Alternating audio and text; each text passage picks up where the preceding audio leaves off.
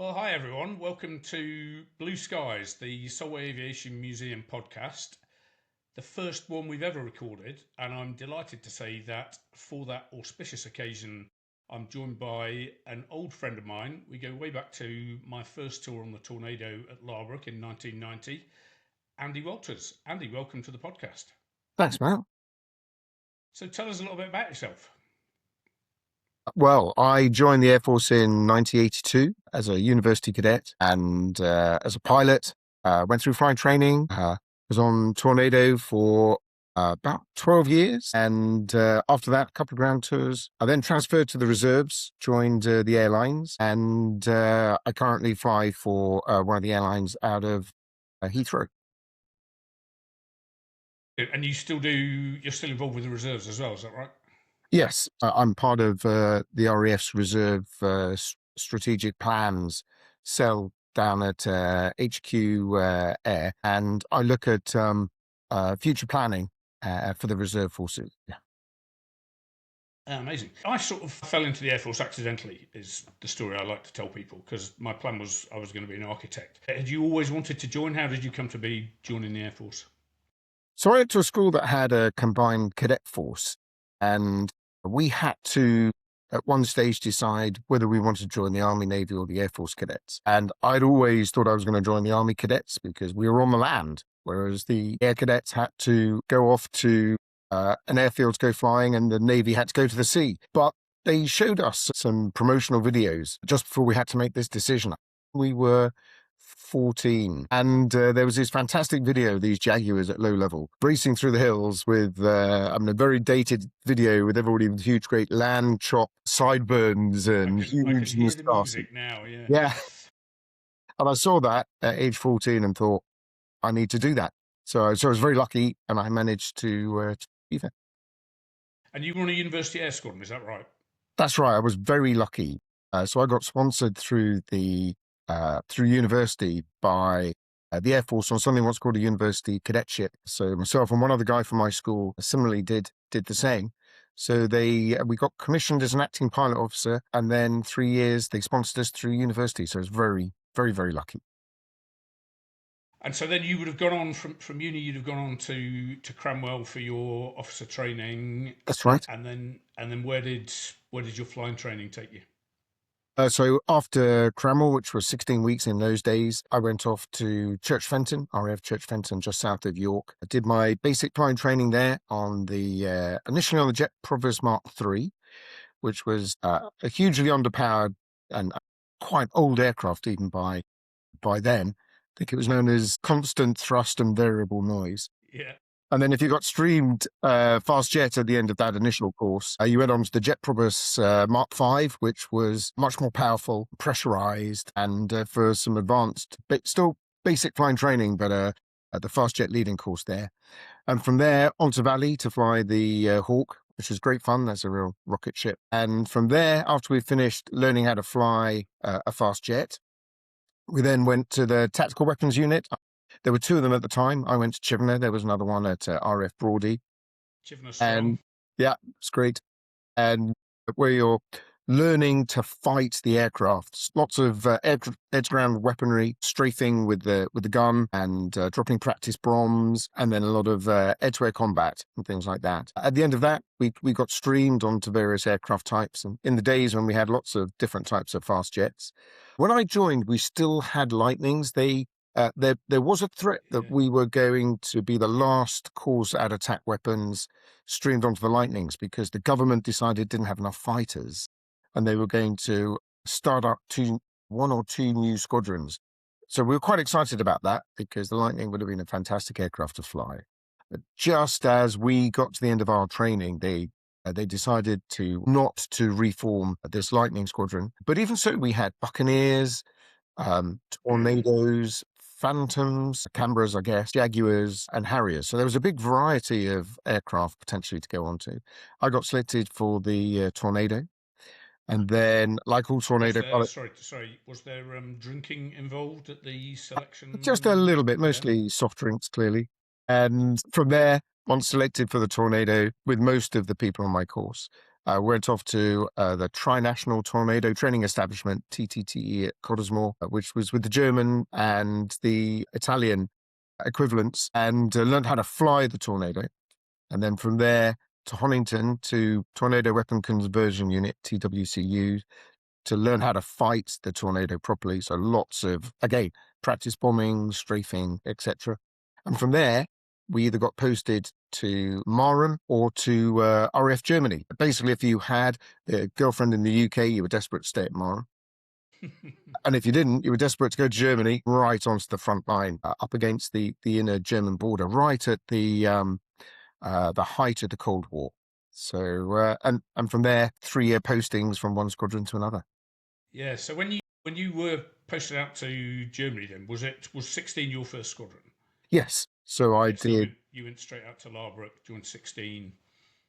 Yeah, I arrived at a good time, actually. I remember arriving on the trooper flight. It must have been out of Luton, I think, into Wildenrath, and then a minibus up to Laarbruch. And I arrived just before Christmas on the night of the Christmas ball. And as I pitched up with my 2 big kit bags and very little else to the front of the officers' mess, there was the president of the mess committee, the PMC, who was a wing commander, saying, "Oh, welcome. Do you have your DJ with you?" It's like, "No, I don't. I was only here for a couple of weeks before Christmas."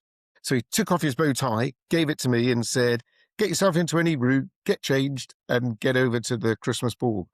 So it was a great way to start. Really great way to start. And what year was that?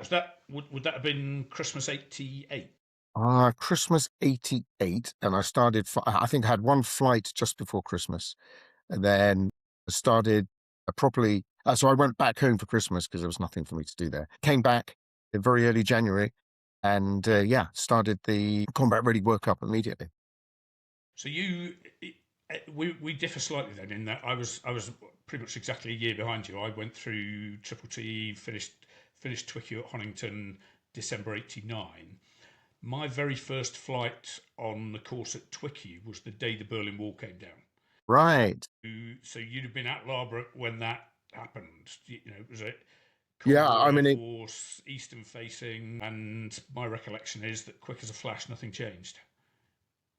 yeah, I mean, it was really interesting times because we had preset options called Option Alpha, actually, which was a whole series of planned sorties that we would do if the Soviet Union became aggressive and crossed the inner German border. And we were quite familiar with these plans because if we went to war, we were going to fly that specific ship, I think ours was. So it's very interesting as soon as the inner German border came down, and because we raced across in our cars in what was now effectively Germany and visited all the targets that we would have bombed. I've had a few surreal experiences, and that was probably the first of them. So yeah, it was very interesting times.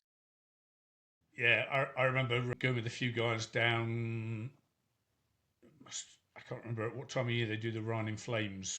Oh yeah, Maybe the autumn. yeah, maybe, yeah. A few of us went down, and we ended up staying overnight in a pub. This guy just allowed us to sleep overnight in his pub, which he was going to be closing down soon because he was heading east. And we said, "Oh, what you going to do when you get there?" He says, "I don't know yet. Anything. They need everything." So he was just one of those almost prospectors heading east to see Yeah, if he could make better money there than he had been doing down the Rhine with a pub down the interesting. Rhine. Well, I mean, it was very interesting because if you went to Germany before the Berlin Wall came down, you had to go in a train or along one road in your uniform, and you could go over to the Soviet side, and champagne was absolutely pennies or pfennigs, I guess I should say, because Yeah. they were really into German Deutschmarks at the time. They didn't want East German Deutschmarks. So the Cold War, it was a long time ago now, but it was really serious. So, and you had no doubt about who your enemy was, and yet you were walking around their city in Berlin, looking at their soldiers just a few feet away from you. So it's very strange. And then going back after the wall had come down, and of course it was then very, very different. So yeah, a lot of contrasts. Very Yeah, we've interesting. got so the British mission in Berlin had a couple of chipmunks which were based at one of the airports there, and they were ostensibly Gotcha. used for, yeah, it would have been Gatto. They were ostensibly used for pilot currency flying, but it has subsequently been declassified and written about that they were actually packed with about as much extra equipment as you could comfortably fit into a chipmunk and it still get airborne. And we've got one of them at the museum. Really? Wow. Yeah, ours is one of those Bricksmith chipmunks. Yeah. Yeah, Brick Mix was a very interesting posting. We had I think it was a flight commander who come back and onto the onto one of my squadrons. He'd been at Britmix, and it was real proper spying, really, All legitimate smiley spying. stuff. Yeah. Yeah, very interesting. Yeah. So your conversion onto the Tornado then, once you'd got to Laarbruch, presumably if yours was anything like mine, straight into focus on getting strike combat ready. Yeah, so it took me about 6 months looking at my logbook, which is pretty quick by today's standard, I would imagine.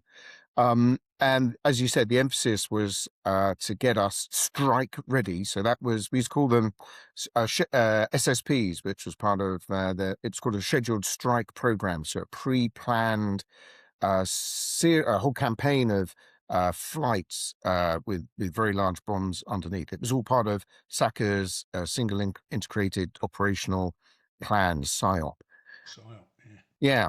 And these SSPs were just you running around as a singleton to drop on one or two targets. A really big emphasis on the squadron to get you limited combat ready. So you wouldn't have flown in a pair or a four ship, but that meant that you could go into the quick reaction alert shed, the Q shed, which you'll remember from the 16 Squadron has site, Mal. A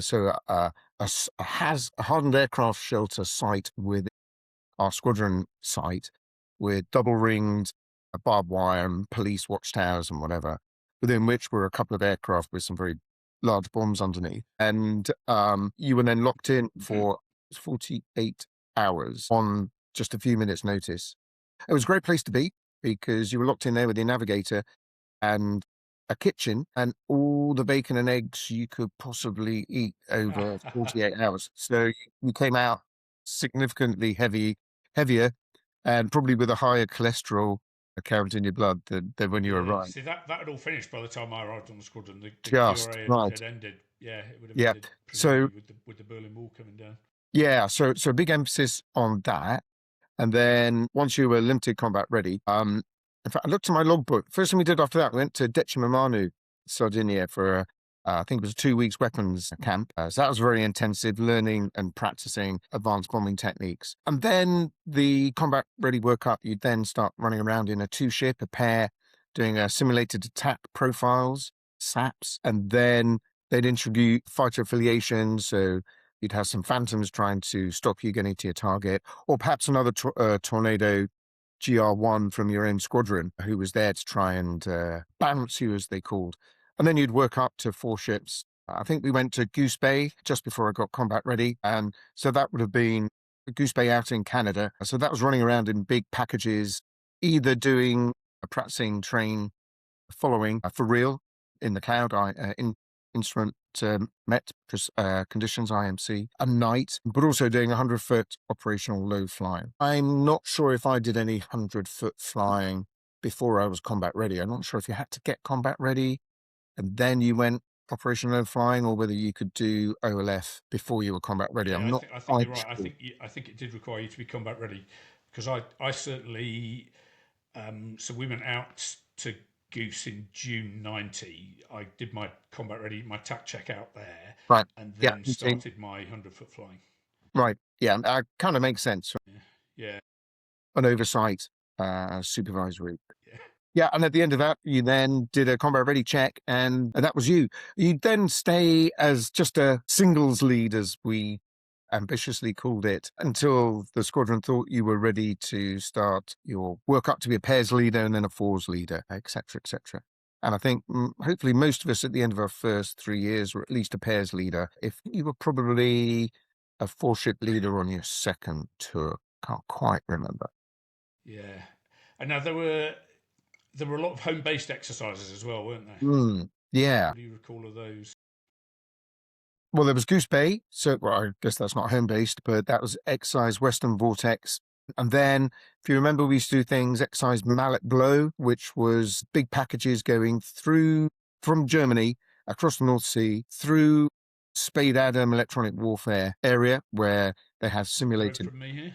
yeah, simulated Russian radar systems and some not quite so simulated. Then into the Otterburn weapons range to drop some practice bombs, which was it was pretty tricky because most of Otterburn it's like a huge heath-covered hilly area, and everything looks like everything else. And trying to find Yes, this it does. tiny little target was quite challenging. So that was Mallet Blow. You must have done some of those. And then Elder Joust, which was a similar thing, but with more of it was more to test the UK air defences over the North Sea, so the F3s, and before that the Phantoms. Do you remember Excise Central Enterprise? So that was a similar thing within Europe, testing the air defences of Europe. Then, of course, we had the mini valves, maxi valves and tachy valves. So that was all, they were all lead ups to what's called the station's tactical evaluation, which happened every couple of years. And that was NATO assessors coming in to make sure that your station fighting as a wing were up to NATO standards. So in the lead up to that, the RAF would run a mini val, would be a couple of days exercise locked in your hardened aircraft shelter, or either that or in the pilot briefing facility, and proper tasking coming in. That would then lead up to a maxi val, which was a more intensive RAF exercise. And then hopefully at the end of that, you're all ready for your tachy val, which you could fail. The whole station could fail the tachy val. Really serious stuff. Not a very pleasant couple of days. I mean, the flying was fine, but you'd end up in your, what they call nuclear, biological and chemical conditions, NBC.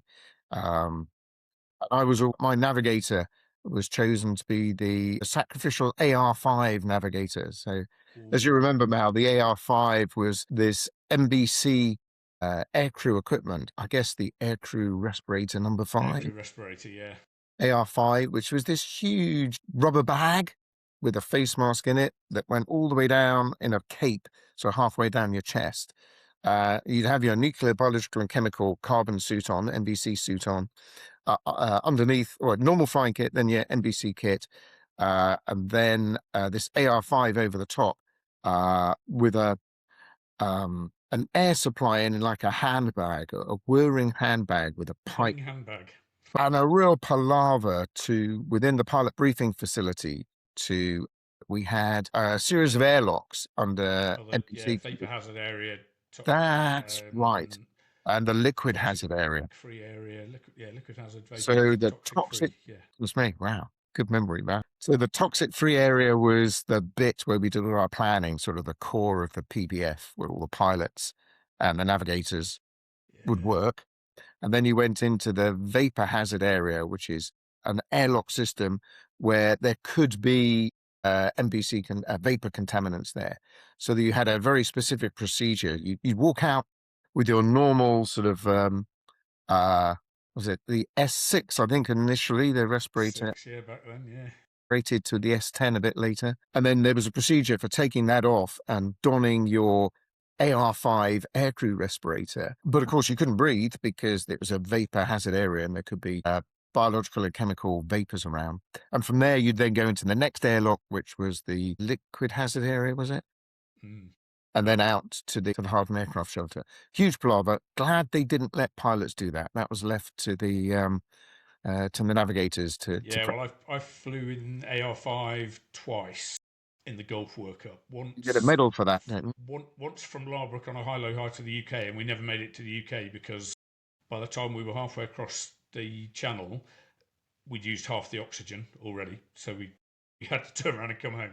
Do you know? And the other one I did from Tabuk, which was, I mean, both of them were just miserable, hot, sweaty experiences. You found yourself, 10 minutes into the sortie, just like sitting there disinterested, thinking, I ought to be doing something here. Yeah, actually, you jogged my memory there. I did the same in the work up to Granby. So we probably did it at the same time. So flying high-low high to the UK with this AR5 on. I mean, it really did decrease your operational capability. I think massively. The point was that it proved when it was developed in the Cold War, proved to the Soviets that we could operate even if they threw some really, really nasty biological and chemical weapons at us. So it didn't stop us flying. but it would certainly be a memorable day to go and fly in that, even though Yeah, I'd flown in it. yeah, yeah. Wish I hadn't brought that up. Yeah. Do you remember Exercise Northern Banner, which we did from Laarbruch? So that was an air No. defence exercise. So we were the targets flying across the North Sea into Scotland. And then I did an exchange tour, and we were heavily involved in something called Exercise Dynamic Mix, which was an AF South exercise down in over the Mediterranean. So those are the home-based exercises I can remember, but obviously the exciting ones were a little further afield. Yeah, oh, definitely. Yeah. So, what's your recollections then of a standard sortie from start to finish? The planning, the briefing, getting it all together. Yeah, well, actually, you highlight a really interesting thing there, Mal, because it's not just getting in a jet and going offline, which probably a lot of people think it is. I mean, it was a good. I'm trying to think the standard briefing time. I think we started. Would it have been 2.5 hours before Yeah, takeoff? that's about right. Yeah.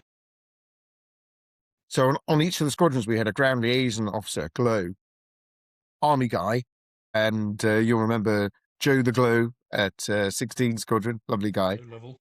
Yeah, and he'd set you a couple of targets, and then you'd get together. It might be a 4-ship, could be an 8-ship on occasion, or it might just be a singleton, just depends what's on the flying program. And you'd look at those targets, decide how you're going to attack them, what weapons they needed, which direction you were going to come from, etc., etc.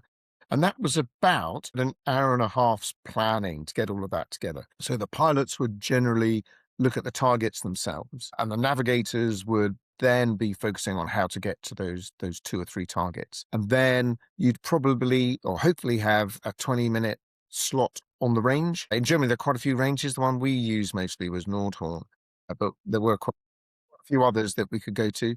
And you'd either race through to do a single drop, so you're simulating that it's an enemy target. And I'm trying to think what they were called, Mal. Do you remember if you were just First run attack. first run attack? Thank you. And you can maybe do that twice during the sortie at different times, or you'd have a 20-minute slot and you'd go in there and you'd do a first run attack, an FRA, and then you just turn downwind and maybe drop 8 practice bombs. Probably normally about 4, I would say. So you plan all of that. The standard fit was what was known as ACDC, wasn't Yeah. it? Where you had the aircraft would carry two carrier bomb light store Yeah, Seablaze things underneath the aircraft, and you'd have one of those loaded up with 3 kilogram practice bombs to represent retard weapons, and one loaded up with 14 kilogram to represent slick bombs. Yeah, all pre-LGB and iron weapons. I mean, it was an interesting time because all of the technological emphasis there was on very sophisticated aircraft and very dumb bombs. And during our career, we would have seen the switch to much more sophisticated weapons on the same aircraft. I mean, the Tornado was in service for quite some time. So the aircraft, albeit dated, stayed vaguely the same and the weapons got more and more advanced. But on our first tour, you very rarely saw a laser-guided bomb. But anyway, you do about an hour and a half, I reckon, of planning. The brief then would probably be 30 minutes, something like that. 20, 30 minutes of briefing, very detailed on not just the targets, but how you were going to get to it, what the threats were, how you're going to avoid the threats, how you were going to counter the threats, etc., etc.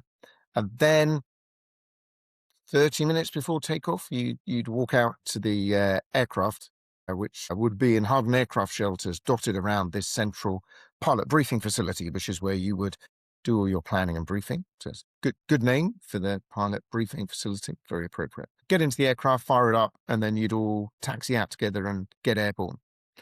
And then occasionally, under exercise conditions, that might sometimes be done all completely radio silent and signals, wasn't it? And you'd get so when light, you can light signals from air traffic. Yeah, mini vals, maxi vals, tachy vals. You'd probably be out with your navigator and 2 or 3 engineers in your hardened aircraft shelter, maybe for the whole day, and somebody else would do the planning, and then the plan would just arrive, and you'd quickly brief it, possibly all under these NBC conditions. So my navigator would be in his AR5, and I'd be sitting there thinking, "Thank goodness I'm not in my AR5."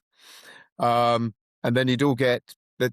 You'd have a reference time, and then you'd all taxi out at that reference time, and it was always great. Having seen nobody else, you open your HAZ doors, taxi out, and everybody else is coming out at the same time. Yeah, it was nice to know you'd got the timing right at that point. Well, there was one time when we very nearly didn't. I was when I was on exchange tour on Tornadoes down in Italy, and we had this reference time, and I was looking at my watch, and we're sat in the cockpit, so we're ready to go a little bit early. And my Italian navigator goes, "Hey, Andy, should we start the engines?" And I sort of looked at my watch and thought, no, we got a few minutes to go. We'll delay that. Let's not use the fuel. So he goes, and then sort of 3 minutes later, he goes, "Andy, we really ought to start the engines." And I looked at my watch and thought, no, we still got time. And then I realised my watch had stopped. No. So we were running a tad late at that stage. So I practiced. I found out how quickly I could start up a Tornado if I really, really needed to. So yeah, it was interesting times. Yeah, and then when you get back from a sortie, it doesn't end there either, does it?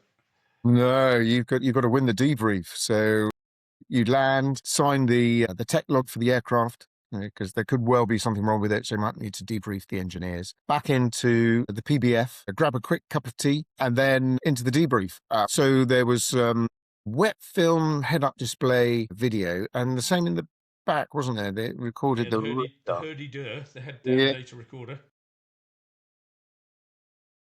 And then, so that would have to go off to the photographers to be developed, and then you debrief. And I mean, you could have an hour's debrief easily. And then after that, you'd go into the cine room and run the videos, and that would show your attack profiles. Did you hit the target? These are the simulated attack profiles.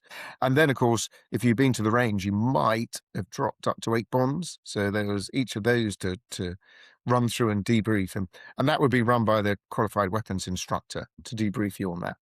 So the whole thing, it might have been 90 minutes flying on a good day, but there was probably 2.5 hours of preparation beforehand and a good hour and a half afterwards. So flying more than twice in a day would have been quite hard work. Yeah, and sometimes the sorties were longer, weren't they? If you did a high-low high to the UK, you would perhaps land away at somewhere like Lucas. So in the morning, the planning would have to be split 50-50. Somebody would plan the trip out to land at Lucas, and somebody would plan the trip back. Right, you could brief that, fly, land, debrief, brief the return leg, take off, fly home again. They could be long days, couldn't they? Yeah. And then all sorts of film to debrief. And the design of the Tornado started in the late 60s. So the aircraft that you and me were flying in the early 90s had a main computer which had the processing power of a small Casio watch, and the mission data was loaded in using a cassette tape. Occasionally, if it worked. Which some company charged us a fortune for because they were hardened or something. But yeah, and the mission planning was done on a system called the CPGS, the Cassette Preparation Ground Station, which was driven by 5-inch floppies. Yes, yeah. And it was an interesting era of technology because it was sort of first generation terrain following, etc., etc. Relatively little integration between the systems. So it was the man, or I guess you should now say the person in the loop, that was pulling together all those isolated systems. I mean, having said that, I have to say that it was the first aircraft where all those isolated systems ran through a single main computer. If you went to the Harrier or the Jaguar, they really were standalone electronic systems on board. Tornado was that first level of trying to integrate them together, but it still required a pilot and a navigator in that very complex task of, night, IMC, terrain following low level in order to make it work. Whereas now the integration would be better and supposedly allows one person to run the show. Well, let's talk about that sort of mission scenario then, because we would go out every year to Goose Bay for exercise Western Vortex, as you said, and daytime you might do operational low flying down to 100 feet, you would spend some day missions flying the missions you were going to fly at night, and they would be parallel track missions using the terrain following radar, wouldn't they? From a NATO capability perspective, the Tornado was an absolute game changer, because it didn't matter if it was snowy, cloudy, day, night, your Tornado could still get to the target, whereas your Buccaneers, your Jaguars, your Harriers would be sat on their houses saying, sorry, it's cloudy, can't fly. So, I mean, people hark on about the Tornado not being a perfect aircraft, but operationally, as a capability to declare to NATO, it was fantastic. And you remember, did you ever do any option Lima work with the Buccaneers on 16, Mal? There were a whole series of SUP plans, some supplementary plans within NATO's deterrence planning. And there was one called SUP Plan Lima, which was Tornadoes armed with LGBs, but we didn't have a laser designator pod. So the Buccaneers would come out with pave spike, and we would run in formation with them at low level into targets, and they would then spike the target, and we would pull up and loft these LGBs, paveway 2s, against the target. One of the real issues was, what's the weather like? Because if the weather wasn't good, Buccaneer couldn't fly, and actually there wouldn't be much point at Buccaneer flying, because in IMC, LGBs are ineffective anyway. But that was, you suddenly became you got very used in your planning to the Tornado being able to get there, no matter what the weather was, or no matter what time of day it was. But when you then started flying in packages with sort of aircraft that were a generation behind, it suddenly highlighted how relatively advanced for the time the Tornado was. And the idea was that, as I said, whatever the weather was and whatever the time of day was, the Tornado could get there. So how did you then plan to get a 4-ship of aircraft through a cloudy area en route, or maybe at night? And there were various ways of doing it. You could do a single track plan, where you'd all just go into 30 seconds or 40 seconds line astern and all fly that same route. But preferably if and this was the challenge for the navigators, fortunately, not for simple people like me, they're called parallel track that you mentioned. So you would have 2 parallel planned tracks. And if you came to some bad weather, or if it was at night, then your 2-ship of Tornadoes would be flying line abreast about, what was the standard distance, Mal? Was it 3 or 4 miles? 3.5, 4 miles. Yeah, but there would have been a sort of standard plan for planned track distance between the two. And that meant, so we'd always fly around in the daytime in line abreast, as you said, 3 or 4 miles apart. The idea being to counter any hostile enemy aircraft that would generally attack you from behind. And that's because those early generation infrared missiles could only see the heat of your engines. So they had to be behind you in order to fire their infrared air-to-air missiles, although more advanced ones could hit you head on. But by flying around in what we call battle formation, so line abreast 3 or 4 miles apart, you could look over your shoulder and see behind the guy that you're line abreast. So if you're 4 miles apart and you look 45 degrees back, you can see 4 miles behind him. So it was a way of giving cross cover. So parallel track planning allowed you to maintain that formation, even if there was some weather en route. It also allowed you to get through a threat area twice as quickly, because you could have maybe a 10-ship of aircraft. But if you're in parallel track, there's only 5 aircraft behind. So if you were trying to penetrate air defenses, such as what we used to call the FLOT, the forward line of own troops, and in the Soviet doctrine, they were heavily relied on surface-to-air missiles. So there'd be potentially a lot of surface-to-air missiles that you had to smash through this line of. And you would have weapons slightly after our first tour, like the air-launched anti-radiation missile alarm.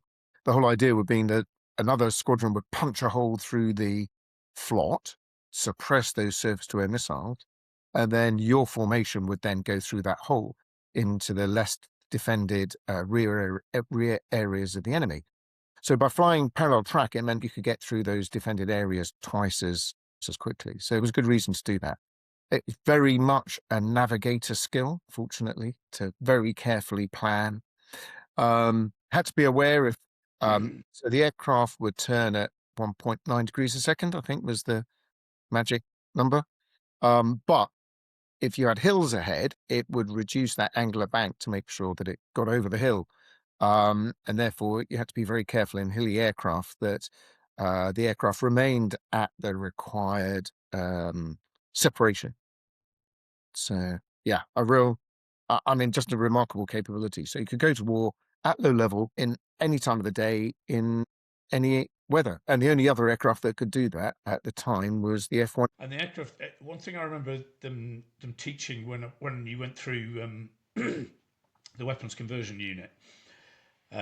When you started doing those throwing, following radar sorties, they would take you up sort of into the Lake District or the Highlands or somewhere where it was proper hilly, and the aircraft you couldn't engage the TFR until the radar was reading, and the radar was good up to 5,000 feet. So they drop you down to 5,000 feet. As soon as the radar was reading, if you engage the TFR, it would then put you into, I think was it a 12-degree dive. Good memory. Till it picked up the ground returns and started to level out.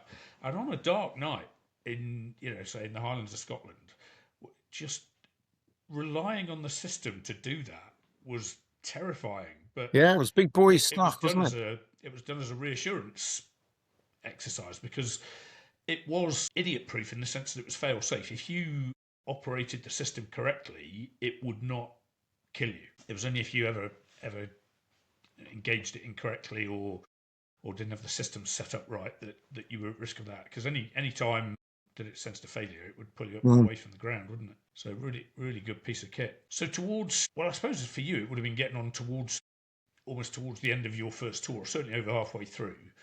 Iraq invaded Kuwait. Yeah, remember it well. How do you remember things changing? Well, it was quite interesting because the Berlin Wall had just come down, and there we were wondering, well, what do we do now? And then I think it was August when Saddam Hussein invaded Kuwait, and we all went, okay, where's Kuwait? And it was quite a long way away, and it became increasingly apparent that it was going to affect us. And we ended up, so initially Marham squadrons deployed out fairly quickly. And that's because they were already trained in air-to-air refueling, because whereas Laarbruch and Bruggen in Germany were very near to the front line, Marham was significantly further away. So to hit targets in the Soviet bloc, the two squadrons, 617 and 27 squadron at Marham, would have to air-to-air refuel. So they were already trained in that, and we weren't. We never air-to-air refueled. In fact, our aircraft weren't even equipped with air-to-air refueling probes. So they deployed out quickly, and then there was obviously a requirement to what the military called roll more. So to change, so you can't keep people out there indefinitely. So we started our work up together. I think I've been there 2 years, and you must have been. So if you took 6 months to be combat ready, you would probably be in combat ready, I'm guessing, for about 6 months before we started our our Grand B workup, roughly. Well, I got combat ready in June out in Goose Bay in ZA475, actually, the Tornado Did you? Museum now. Yeah. I got combat which ready in on the 474, so I was one off. Yeah. So that 475 was clearly on the North America fleet that year. Yeah. I was actually flying dissimilar air combat with Harriers from Gütersloh when we were recalled to base because they wanted to start prepping Laarbruch jets. Right. So we did a workup, lots of operational low flying. Air-to-air refueling was a big thing. Did you do air-to-air refueling before we went out, or was it just the pilots? Yeah, no, we did it. You did, right? Quite a lot. Yeah. So you'd have done a pilot sortie with an air-to-air refueling instructor, Pablo Mason, first, and then we quickly moved on to everyone getting the experience, and you would have to have had an ARI, an air-to-air refueling instructor, in the formation, monitoring what people were doing, how they were moving around the tanker safely, and getting in and debriefing that. But obviously, that's how we got. I found it ironic that I'd got combat ready in June, so now there was a war coming potentially, and we had to do another workup. Yeah. Yeah, so lots of sorties flying heavyweight and a lot of night flying. Yeah. And then I deployed out in, I think it was October. I'd have to look in my logbook. But I know we were the first 4-ship to go out to Tabuk, which is the top left-hand corner of Saudi, and replaced 617's squadron. In fact, just as we arrived, there was a Scud threat, and they decided that 16 rather than 6, the 16 squadron's 4-ship rather than 617 was going to go and launch to counter that. So that was straight in the deep end. Yeah. Yeah, and so Tabuk, my recollection was it was set up as a Laarbruch deployment from that point. So Yeah. there were to be 3 composite 4-ships from 16 Squadron and 3 from 20 Squadron, one of our sister squadrons at Laarbruch. They were going out. They were just equipping, weren't they, with the air-launched anti-radiation missile. That's Laarbruch. right. Yeah. So we had three 4-ships from 16, mostly from 16 Squadron personnel, and 3 from 20 Squadron. And there were other folks from other squadrons and bases that came and went throughout. Attritional crews, sadly. Yeah, and there was some excellent day and night flying to the southeast of Tabuk, if I recall. Those were the days. So actually, the time before the war, the first Gulf War, actually started. So we were out there for about a month and a half, 2 months before it, or I was for about 2 months before the actual war started. But with phenomenal flying, because the terrain was just fantastic. Running around heavyweight. In fact, I had a single engine failure with 8,000 pounders on board, and I managed to bring those back. And the Tornado rad-out was quite interesting because it only worked down to about 80 feet, something like that. And it would then what we called unlock and just go read 0. And this was a known problem. And the Italians and the Germans sorted it out by putting a better rad-out in. So when I did my exchange show in Italy, their rad-out read down to 5 feet. Whereas good old MOD said, well, there's no requirement to fly below 100 feet, and it works to 80 feet, so that's fine. I think we all perceived there was a requirement to fly well below 100 feet. So most of the time, we would go off and the rad-out would rarely lock on, and it would just be showing 0 most of the time. But hopefully we were a little bit higher than that. Yeah. I do remember running around at night and having a TFR failure underneath the thunderstorm out in Saudi, where they are quite big, and the aircraft would then automatically pull up, as you mentioned earlier, Mal, and pulled us right up into this CB, which was quite an interesting few minutes till we managed to get out of that. Yeah, lordy. So then, middle of January, everything changed, and off we went to war. Yeah. So what are your recollections from the initial nights of Granby? Well, night 1 was really interesting. A couple of days before, we'd just flown from Tabuk for some R&R over to Bahrain. I looked up Zulu Alpha 475. We went over to Bahrain to enjoy hotels rather than the little tin-roofed shack that we'd been living over in Tabuk. And I think villas was the official term, wasn't it? But it was sort of optimistic, but yeah, a shed. Got back and we saw the deadline, which I think initially was the 15th of January pass, but heightened tension. Our initial sectors had been largely pre-planned, you'll remember, by the boss and his navigator. But we then had to go in and sort of refine the plan and make sure that we were happy with it. And my first target was Al Taqadum, which was just to the west of Baghdad, outside where we thought we were going to go. So our big map on the wall didn't go as far as Taqadum. When we were being briefed, it's like, we need to get another map out because that's a jolly long way. Yeah. So we spent the day planning, and then we found we had about 4 hours between having refined the plan and when we were going to launch. So we went back to our villa, and as you remember, we were very keen on Blackadder at the time. And we'd had donated these TVs with an integrated video cassette recorder. Yeah, I remember them. At the base of it. And we sat down and watched the entire series of Blackadder Goes Forth, which ended up actually being not the best idea, if you remember the end of the very last episode. So just as the bit of Blackadder where they all get out of the trenches and first march forward and all get machine gunned down, is when our formation leader went, looked at his watch, went, time to go, clicked, stop on the VCR, and off we go. I remember driving back to the squadron, and the Saudis were taking this very seriously, and it was night, clearly, and they were running around with their headlights off, and there was a couple of cars, one that had run into a tree because he had his lights off. My first sortie was quite eventful because it's obviously quite foreboding. I don't think anybody, you were very, very, very well trained. I don't think we could have been better trained, really. Yeah, I'd agree.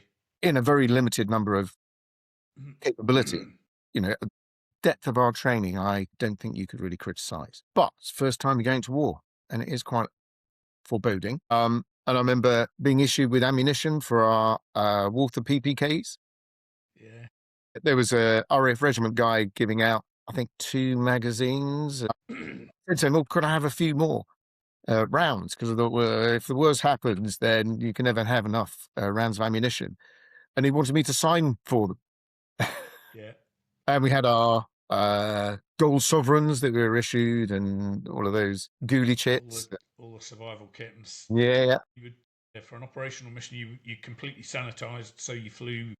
The only thing you carried on you was a Geneva Convention ID card, wasn't it? A Red Cross ID card. Yeah. And your dog tags. Yeah. And we were all in. We had our NBC inners on initially, so we were running around in a charcoal flying suit for the first few nights. First jet we jumped into had SMS problems, so a weapons problem. So my navigator, Freddie, couldn't get the stores management system through its built-in test, its byte. So I was like, okay, well, let's go to the spare aircraft. So we dashed over to the spare aircraft, a little bit behind the drag curve now, because it didn't often happen. And that would have been on a different site, so we had to get a minibus over to that aircraft. Jumped in it, and then the Sky Shadow electronic countermeasures jamming pod wouldn't work. So I was like, okay. So, and there was a third spare, which we'd all been briefed. Only go to the third spare if you absolutely need to, because it's got these 2250-litre underwing tanks. Big fuel tanks. Which had only just been cleared for terrain following.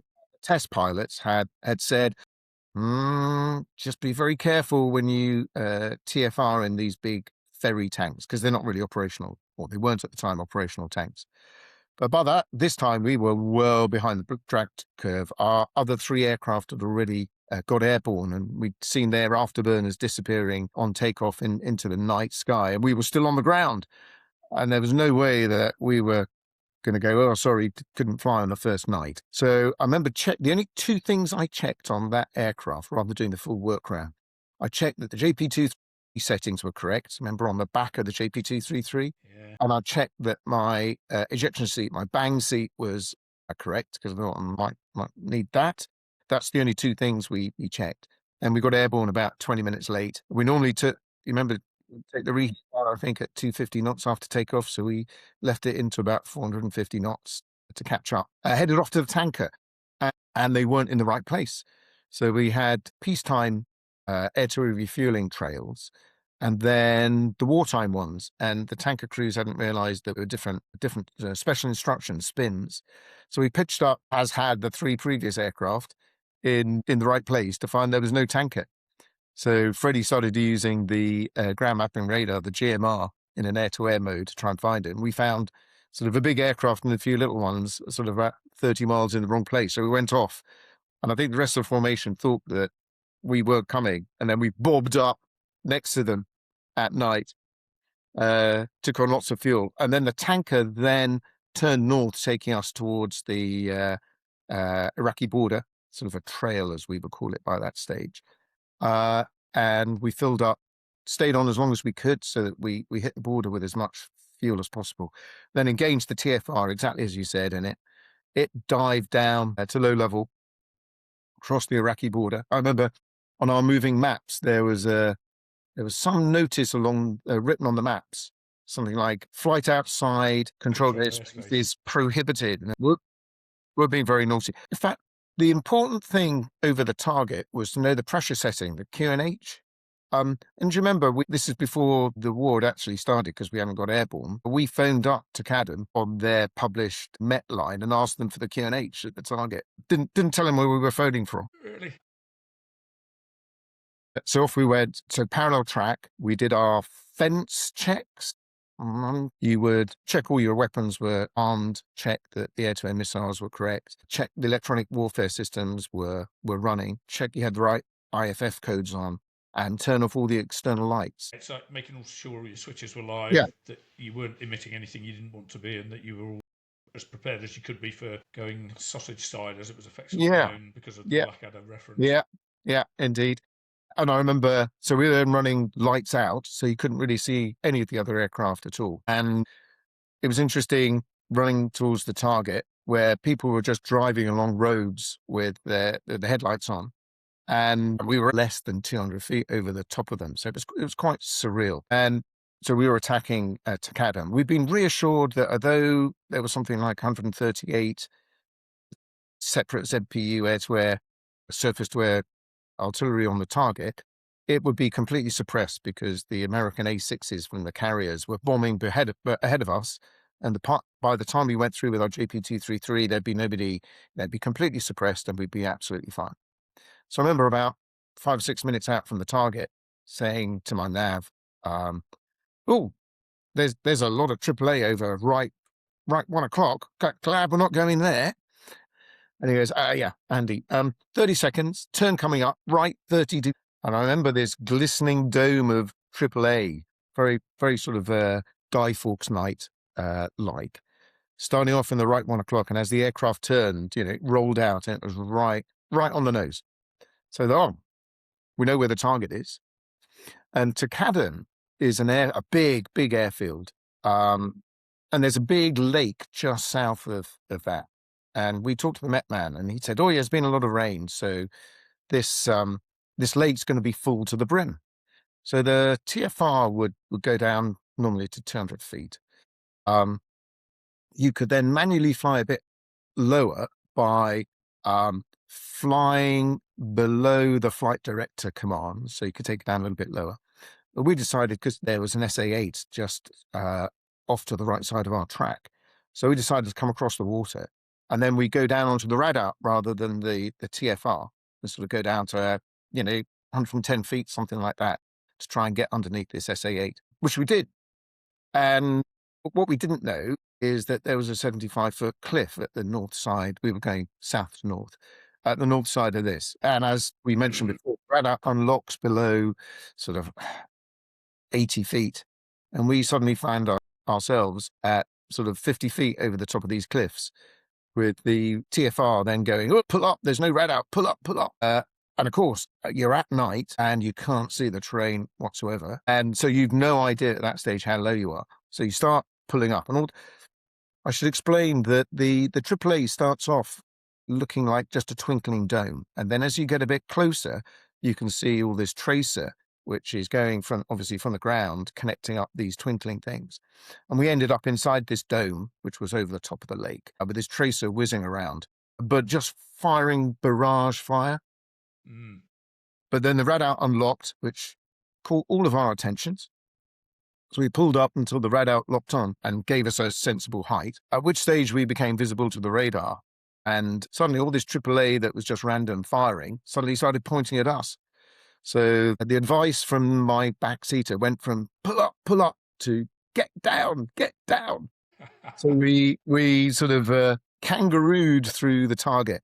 I was particularly impressed because at the planning stage, this was a 4-ship planning stage, 3 aircraft were tasked with JP233 could be dropped in 2 modes, either a long mode, which was designed to go down a standard length Soviet runway, or on a cross mode, in which case it was just a quarter of the length. The idea being that it's quite dangerous, predictable flying down a runway. And so rather than doing that, it might be better to cross at about 30 degrees with a shorter stick of JP233 to cut the runway into smaller sections. All the 3 other guys were tasked at doing a cross sticks. As the number 2, I was given the privilege of doing a long stick right down the runway because intel had showed that there was a Roland on the extended centerline, and they wanted me to drop a little bit short so I could take out this Roland surface-to-air missile on the way in.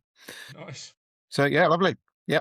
What was it? Operation Certain Death, I think that would have been called in blackout terms. And so we then ballooned, actually managed to get it sorted out going through the target. And then Freddie counted us down to the release point, and 3, 2, 1, committed on the weapon release button, and absolutely nothing happened. So we flew right down the runway, having had some shenanigans on the way in. And it turned out there'd been a main computer weapons release pulse failure. Didn't know that at the time. And the weapon the main computer just decided not to drop the weapons. So we came off target. We had more fuel than the rest of the formation. About 600-700 kgs more than the rest of the formation. So you go, maybe we could do a reattack. That was my internal thought. I was thinking about, I was a single guy at the time, so nothing particularly. My navigator had a wife and 2 kids at home, and I was thinking, might be asking a little bit too much there. So, so I said, okay, Freddie, let's punch off the JP233. Because I mean, it had been fairly hairy going through. I don't know if your experience, Mal, but one of the things that brought it to life going through the target as this AAA was whizzing past our ears was you could smell the cordite from the AAA, from the guns that were firing at you. So and that's really weird because you don't often smell things in an aircraft. No. And so to smell firing your own guns, but yeah. So that was quite so it was quite personal. So we went to punch off the JP233s and decided not to reattack, and only to hear a shit from the back seat. And I looked down, as you do, off target to look at your fuel, and went, whoa, that fuel's gone down by a bit. And unfortunately, we'd punched off the underwing tanks with all that lovely fuel, not the JP233. So we rearranged the switches on the stores management control panel in the back and got rid of the JP233. And then I noticed, quite a hard turn off target, that the head-up display symbology was now really wobbly. And if you remember, they'd identified a problem whereby if you use the laser rangefinder running into the target, which was the primary height sensor for the Tornado, it could knock the main computer offline. So we deliberately didn't use the laser ranging. But nevertheless, apparently we then found out that even if you didn't use the laser, because the computer thought the laser was available, it for some reason knocked the main computer offline. And that put us into this degraded mode that you remember very well, Mal, of Doppler SAR, which was based on a secondary attitude heading reference system, an old gyro system, I think, made in Italy. A very basic mechanical gyro system, and the Doppler radar down below, which was nothing like as smooth and accurate as inertial navigation system. So coming off target, everything's a bit wobbly, and just to try and get the navigator sort of, fully where we should be, I said, let's do the Doppler SAR checks, which, if you remember, title engaged with turning the SAR from free to slave on that rotary switch. Yeah. I was going through this. Your memories here. Quite a badly designed switch, because it goes from the rotary switch goes free, slave, and then off. Where this is going. Yeah. So unfortunately, we managed to overshoot slave, which is when it was tied into the compass in the tail, and go straight to off. So now we were at 150, 200 feet terrain following with no, and basically all the head-up display just disappeared. Gone. Rather like an old TV, it leaves you with a little green dot in the middle. Night low level. So I ended up, so the terrain following radar is still working. And you've got your little e-scope showing you the returns, but no autopilot and no head-up display. And I ended up terrain following out of the area. I think I flew a bit higher rather than 200 feet. I decided that. Yeah. Well, a little bit higher than that. Discretion. Even though there was a SAM 6 we had to penetrate just off target as well. But I had the E2B compass, which was the same compass I think they had in the Vulcan.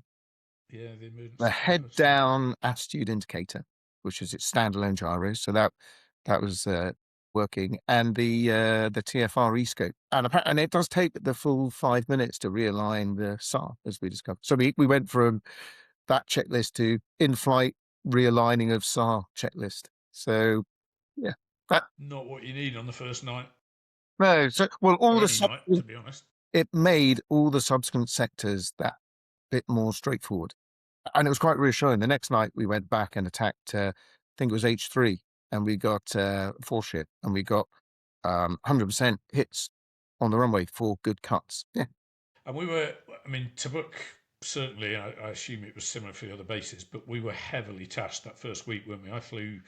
every night. I flew 6 out of the first 7 nights, or 7 Yeah, out of the first 8 nights. yeah. I do want to touch on one other night, which would have been tonight, Mm, 35 years ago. yeah, very sad. I'd flown the early hours of this morning, went to bed. You lot went off on a night mission that night, didn't you? What happened there? So we were tasked against an air defense series of bunkers. We were lofting 8,000-pound freefall bombs against them. The idea being that if you need to penetrate concrete, your bomb needs to be traveling fast in order to get through that and then detonate in the right space.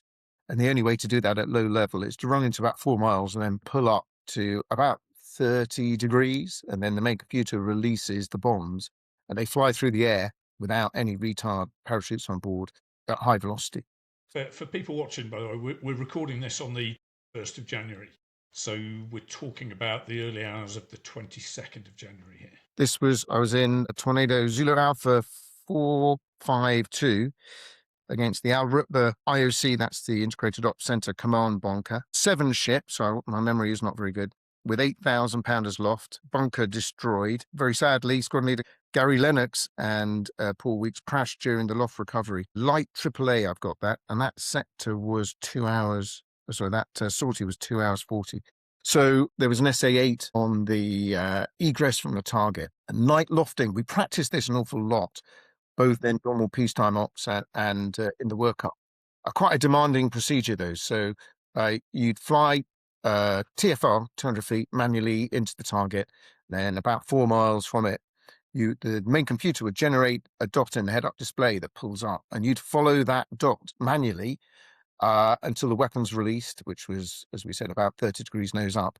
And then you roll to 135 degrees angular bank, pull down aggressively at about 4G to the horizon. You'd aim to be about 90 degrees angular bank at the horizon, and then you'd stabilize to 10 degrees nose down, 60 degrees angular bank. And then what I would do, I had my own technique, I'd roll off the bank to just within TFR limits, engage the TFR, and then the aircraft would do that aggressive nose down into the target. So Gary, Lennox, Paul, and Paul Weeks were the formation leader. I was their number 2. And you'd be in parallel track until just before the target. Then you'd split a little bit, so you're both converging at the same time on the target. And he was just ahead of me. I saw his weapons hit the target. I'm now doing my loft recovery. And we always did a formation check-in off target to make sure everybody was there. And that would be initiated by Gary and Weeksy. And there was no radio call. So eventually we jumped in and they just didn't recall, weren't there. So we talked to AWACS, tried to get them. They came up with some spoof information initially saying that, oh yeah, we got them there 20 miles behind you. So, okay, that's good. But they, Helpful. and sadly, it looks like that something happened during this loft recovery, which is definitely a demanding maneuver, especially at night, especially when you're being shot at, because Yeah. the AAA comes up from below you, so it appears in your peripheral vision that the stars are below you, but you're upside down, pulling down towards the ground. So it can be quite disorientating. And sadly, something had happened during the loft maneuver. Nobody will ever know what it was, whether they were shot down or became disorientated. And yeah, so Gary and Weeksy were flight commanders on our squadron, 2 of the loveliest blokes you could meet, weren't they? yeah, And I particularly wanted to cover this story for those of you watching because ZA475, the Tornado that we have at the museum, is going to be restored into 16 Squadron not Gulf War, 16 Squadron Cold War camo colours, and with Gary and Weeksy's names on the canopy rail as a permanent reminder. So I flew in, you've made me look at my logbook, in Zulu Alpha 475 with Weeksy at Goose Bay on the 21st of June 1990. So that Goose Bay that we had just before we started our Granby workup, I flew with Kev Weeks in. Yeah, I think it was the day before that I did my combat ready check in that day. Was it? At Goose. Yeah, yeah. So besides the Gulf War, did you do any other operational flying? Well, I was on the Tornado. It looks like it was 15 years, not 12 that I said before. So, and I stayed on the front. I was very keen to stay on the front line the whole time, despite being a weapons instructor. So, the OCU 15 Squadron was always there I didn't really want to do that because I quite like being on the front line. So, I looked it up and I did 10 operational warfighting detachments in the Tornado in total. So there's obviously Op Granby, 1991, First Gulf War. And then you remember Op Jural, which was the no-fly zones over Iraq. This is when Saddam was trying to suppress the Medan, Marsh Arabs in the south and the Kurds in the north.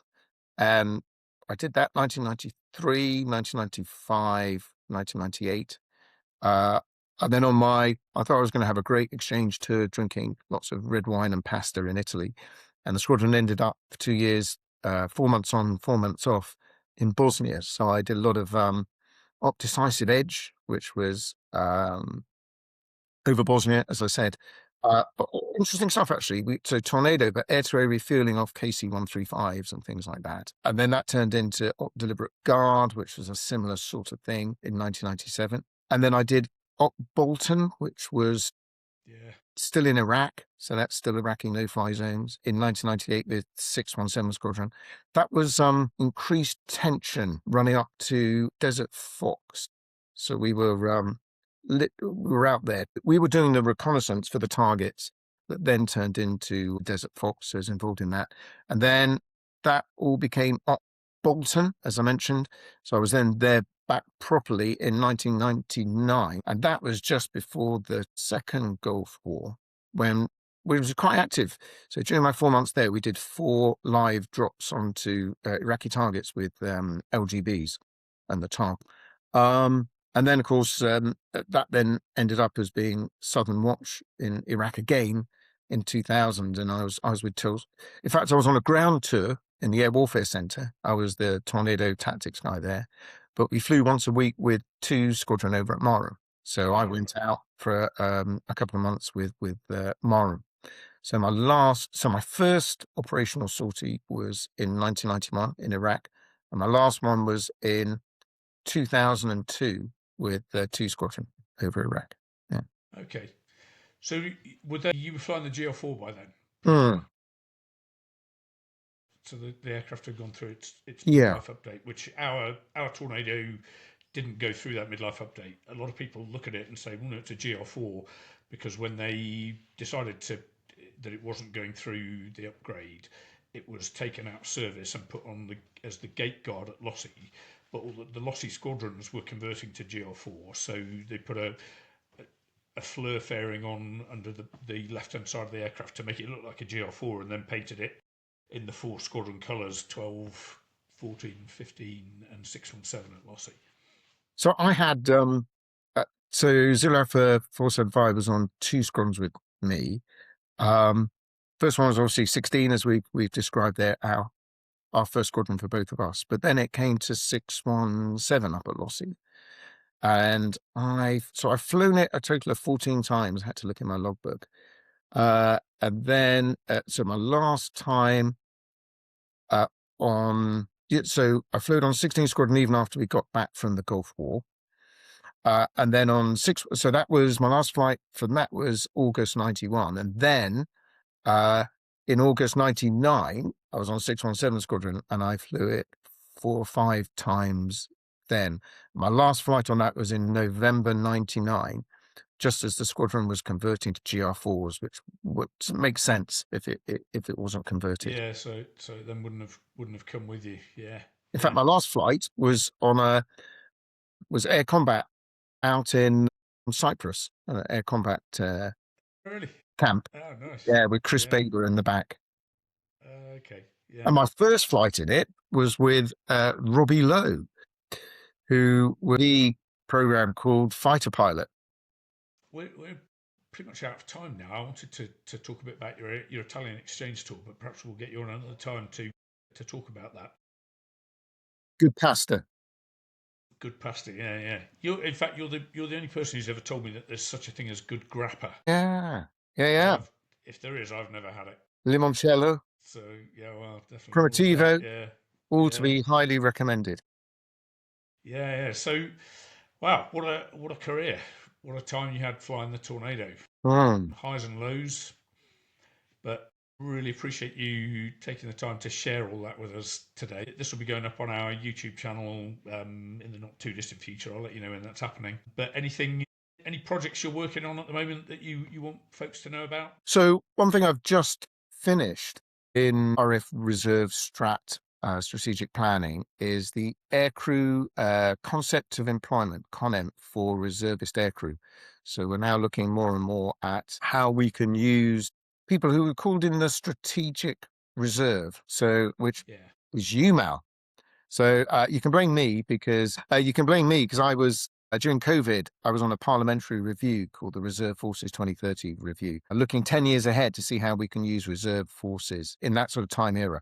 Really interesting because you're looking at what people are like and their aspirations, both young people and old people like you and I in a decade's time. That was under Lord Lancaster. And something that we highlighted in case of major warfare was all of these people who have been in the regular Air Force and the Army and the Navy, who have a commitment by virtue of their terms of service to be recalled up to the age of 55.